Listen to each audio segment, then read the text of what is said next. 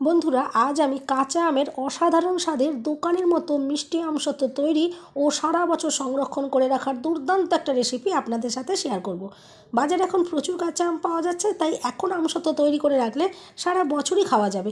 তৈরি করা ভীষণই সহজ, খুব কম উপকরণে চটজলদি বানিয়ে নেওয়া যাবে। কম চিনি দিয়ে কিভাবে বানাবেন থাকবে তারই টিপস। সম্পূর্ণ ভিডিওটা দেখতে থাকুন। রেসিপিটা ভালো লাগলে লাইক, শেয়ার, কমেন্ট করতে ভুলবেন না। আর চ্যানেলটা সাবস্ক্রাইব করে আমার পাশে থাকার অনুরোধ রইল। দেখে নেওয়া যাক আমার আজকের রেসিপিটা। নমস্কার বন্ধুরা, আমি পাপড়ি পদ্মাবতী ফুড ক্রিয়েশনে আপনাদের সবাইকে স্বাগত। কাঁচা আম দিয়ে অসাধারণ স্বাদের মিষ্টি আমসত্ত্ব তৈরি করার জন্য আমি এখানে 5টা কাঁচা আম নিয়ে নিয়েছি। প্রথমেই বোটার অংশটা এভাবে একটুখানি আমি কেটে বাদ দিয়ে দিলাম, আর সমস্ত আমগুলোর খোসা আমি প্রথমে ছাড়িয়ে নেব। আর কিভাবে আপনারা কম চিনি দিয়ে সুন্দর মিষ্টি আমসত্ত্ব তৈরি করতে পারবেন থাকবে তারই টিপস। সম্পূর্ণ ভিডিওটা আপনারা দেখতে থাকুন, দেখবেন ভীষণই পছন্দ হবে। আমি দেখুন আমের খোসাটা এভাবে দেখুন ছাড়িয়ে নিচ্ছি। আর আপনারা চাইলে বটি দিয়েও কিন্তু এভাবে ছাড়িয়ে নিতে পারেন বা আমগুলোকে কেটে নিতে পারেন। যার যেভাবে সুবিধা হবে সে সেভাবেই তৈরি করে নেবেন।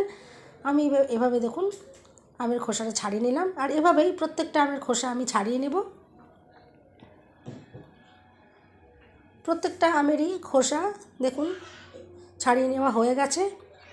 এরপর একটা জায়গা করে আমি কিছুটা পরিমাণ জল নিয়ে নেব, আর আমগুলো কেটে একটা জলের মধ্যে রাখতে হবে। কারণ আমগুলো কাটার পরে আমের থেকে একটু কষ বেরোয়, যার কারণে আমগুলো একটু কালচে হয়ে যেতে পারে। সেই জন্য আমগুলো কেটেই কিন্তু জলে রাখলে ভালো হয়। আর আমের যে ভেতরে সাদা অংশটা রয়েছে আমি সেটা বাদ দিয়ে আমগুলো এভাবে একটু ছোটো ছোটো টুকরো করে কেটে নিচ্ছি। আর টুকরোগুলো যেমন করে খুশি কেটে নিলেই চলবে, কোনো রকমের অসুবিধে নেই। এভাবে দেখুন একটা আম কেটে নিলাম। এভাবেই আমি বাকি সমস্ত আমগুলোকে কেটে রেডি করে নিয়েছি। আর এভাবে একটু ধুয়ে আমি এই জলটা ফেলে দেব। এরপর গ্যাস জ্বালিয়ে আমি একটা কড়াই বসিয়ে দিয়েছি, আর তাতে দিয়ে দিলাম খানিকটা জল। আর এরপর টুকরো করে রাখা আমগুলো আমি দিয়ে দিলাম, আর একবার একটু নাড়াচাড়া করে নেব। একটা চাপা দিয়ে আমি 1.5-2 মিনিট ভালো করে সেদ্ধ করে নেব। 1.5-2 মিনিটের মধ্যেই কিন্তু আমগুলো সেদ্ধ হয়ে যাবে, কারণ আম সেদ্ধ হতে কিন্তু একদমই সময় লাগে না। আমগুলো একদম ভালোভাবে সেদ্ধ হয়ে গেছে, দেখুন আমি চেক করে দেখে নিচ্ছি, দেখুন একদম সুন্দরভাবে সেদ্ধ হয়ে গেছে। এরপর আমি একটা ছাঁচা নিয়ে নেব, সেইটা দিয়ে ছেঁকে ছেঁকে আমগুলো জল থেকে তুলে নেব। আর অবশ্যই কিন্তু এই কাজটা আপনারা করবেন। আম সেদ্ধর এই জলটা কিন্তু অতি অবশ্যই ফেলে দিতে হবে। আম সেদ্ধর এই জলটা যদি ফেলে দেন তাহলে কিন্তু যতটা পরিমাণে চিনি লাগতো ততটা কিন্তু চিনি লাগবে না, তার থেকে কম লাগবে। কারণ আমের যে টক ভাবটা সেটা কিন্তু এই জলের সঙ্গে অনেকটা পরিমাণেই বেরিয়ে যাবে। আর এই জলটা সমেত যদি রেখে দেওয়া হয় তাহলে কিন্তু চিনির পরিমাণটা অনেকটাই বেশি দিতে হয়। আমি সেই জন্য ছেঁকে নিলাম আর জলটা ফেলে দিলাম। এরপর একটা ছাঁকনি নিয়ে নিয়েছি, তার ভেতরে আমগুলোর টুকরো আমি কয়েকটা এভাবে নিয়ে নিলাম, আর একটু ভালো করে আমি এভাবে ছাঁকনি দিয়ে ছেঁকে নেব। এভাবে ছাঁকনি দিয়ে ছেঁকে আমের পিউরিটা আমি বার করে নেব। এভাবে অবশ্যই কিন্তু ছেঁকে নিতে হবে। আমসত্ত্ব তৈরি করতে গেলে কিন্তু এই কাজটা একদম মাস্ট, এই কাজটা করে নিতেই হবে। এভাবে ছেঁকে নিলে আমের মধ্যে অনেক সময় আঁশ থাকে, বা এই যে আমের যে আটির যে শক্ত অংশগুলো এগুলো সব ছেঁকে নিলে এগুলো বাদ হয়ে যাবে। আর এভাবে বাদ দিয়েই কিন্তু রেডি করে নিতে হবে। আমি এভাবে দেখুন সমস্ত আমের পিউরিটা বার করে নিচ্ছি, আর ছিবড়ের অংশটা দেখুন ছাঁকনিতে এভাবে বাদ হয়ে গেছে। এরপর গ্যাস জ্বালিয়ে আমি কড়াই বসিয়ে দিয়েছি, আর গ্যাসের ফ্লেমটা লোয়েতে রেখে আমি আমের এই পিউরিটা কড়াইয়ের মধ্যে দিয়ে দিলাম। ভালো করে জাল করে নিতে হবে। আর যেহেতু এটা অনেকটাই গাঢ় সেই জন্য গ্যাসের ফ্লেম কিন্তু হাইতে দিয়ে কোনো মতেই এটা করা যাবে না, কড়াইতে এটা লেগে যেতে পারে। আর আমি এখানে দিয়ে দিলাম 1 বাটির থেকে একটু কম পরিমাণে চিনি, আর দিয়ে দিলাম নুন। অবশ্যই একটু মিষ্টি আইটেমে কিন্তু নুন দেবেন, এতে কিন্তু টেস্ট ভালো আসবে। আর আমি যে আমটা দিয়ে করছি এই আমগুলো কিন্তু প্রচণ্ডই টক, সেই জন্য যেই পরিমাণে চিনি এখানে দিতে হলো। যদি আপনারা আমটা একটু মিষ্টি ধরনের নেন, অনেক কাঁচা আমি থাকে যেগুলো একটু খুব একটা টক হয় না, একটু মিষ্টি ধরনের থাকে, তাহলেও কিন্তু আপনাদের চিনি পরিমাণটা কম লাগবে। আর অতি অবশ্য করেই কিন্তু জলটা ছেঁকে আপনারা বাদ দিয়ে দেবেন, তাহলেও কিন্তু চিনির পরিমাণটা কম লাগবে। আর যেহেতু আমি যে আমগুলো এখানে ইউজ করেছি প্রচণ্ড পরিমাণে টক, সেই জন্যে যে পরিমাণে চিনি লাগলো, আর যদি জলটা আমি না ফেলতাম তাহলে কিন্তু এর থেকে আরও 1 বাটি চিনি এখানে দিতে হতো, যতটা পরিমাণে আমি দিয়েছি আরও লাগতো। এভাবে যদি আপনারা করেন তাহলে কিন্তু চিনির পরিমাণটা একটু কমেতে করে নিতে পারবেন। আর এরপর ভালো করে আমি জাল করে নেব। আর এখানে সুন্দর কালারের জন্য আমি একটু ফুড কালার ইউজ করলাম।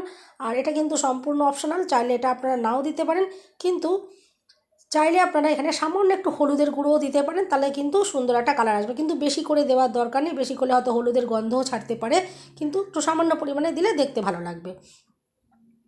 এভাবে দেখুন আমি ভালো করে জাল করে নিচ্ছি। আর আস্তে আস্তে এটা ক্রমাগতই গাঢ় হয়ে আসবে। আর এভাবে কিন্তু অনবরত নাড়তে হবে, নাড়া কিন্তু থামানো চলবে না, এভাবে কিন্তু ক্রমাগত নাড়াচাড়া করতে হবে। এভাবে ক্রমাগত নাড়াচাড়া করে খুব ভালো করে গাঢ় করে জাল করে নিতে হবে। আর আস্তে আস্তে এটা অনেকটাই গাঢ় হবে, ঘন হয়ে আসবে, আর একটু চটচটে টাইপেরও হয়ে আসবে। আর মাঝে মাঝে একটু চেক করে দেখে নিতে হবে এটা রেডি হলো কিনা। আমি একটা দেখুন প্লেটের মধ্যে দিয়ে দিলাম, দেখুন এটা গড়িয়ে পড়ছে, দেখে বোঝাই যাচ্ছে এটা গড়িয়ে যাচ্ছে, তার মানে এটা এখনও রেডি হয়নি। আমি আরও বেশ খানিকক্ষণ এটাকে নাড়াচাড়া করে ভালো করে জাল করে নেব। এরপরে আমি আবারও দেখুন প্লেটে একটু দিয়ে দিচ্ছি আর চেক করে দেখে নেব। এখন দেখুন একদম গড়িয়ে পড়ছে না, তার মানে একদম রেডি হয়ে গেছে এই মিশ্রণটা। এরপরে আমি গ্যাস বন্ধ করে দেব। আর আমি যে থালার ভেতরে সেট করব আমসত্ত্ব, সেই থালাতে একটু তেল মাখিয়ে নিলাম। আর এরপরে এই থালাতে খানিকটা মিশ্রণ আমি এভাবে ঢেলে নিলাম। আর মিশ্রণটা এভাবে ঢেলে নেওয়ার পরে থালাটা যদি একটু হাতে করে ঘোরানো হয়, দেখবেন সুন্দরভাবে এটা একদম এভাবে গোল হয়ে রেডি হয়ে যাচ্ছে। কোনো রকমের আলাদা করে খুন্তি বা কোনো কিছু দিয়ে এটাকে ছড়ানোর প্রয়োজন পড়বে না, এভাবে রেডি হয়ে যাবে। যেহেতু থালাতে তেল মাখানো রয়েছে, এভাবে কিন্তু সুন্দরভাবে এটা রেডি হবে। আমি এভাবে দেখুন ঘুরিয়ে ঘুরিয়ে নিচ্ছি, আর সম্পূর্ণ জায়গায় খুব ভালোভাবে এটা সেট হয়ে যাচ্ছে। আর এই আমসত্ত্ব তৈরি করার জন্য কিন্তু কোনো রকমের রোদেরও প্রয়োজন পড়বে না। আপনারা ফ্যানের হাওয়াতেই দুদিন যদি রেখে দেন, তাহলেও কিন্তু এটা রেডি হয়ে যাবে।